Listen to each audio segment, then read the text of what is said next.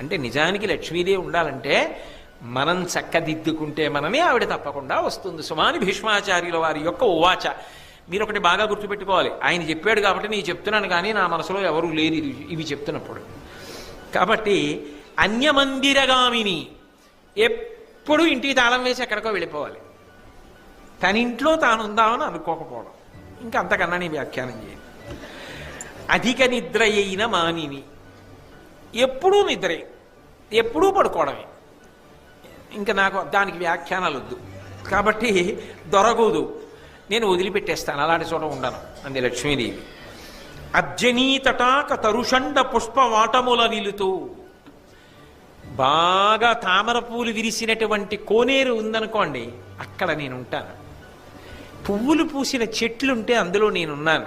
నేను నా ప్రవచన ప్రారంభంలోనే మీకు లక్ష్మి అంటే ఎలా ఉంటుందో చెప్పాగా, ఆకుపచ్చని ఆకు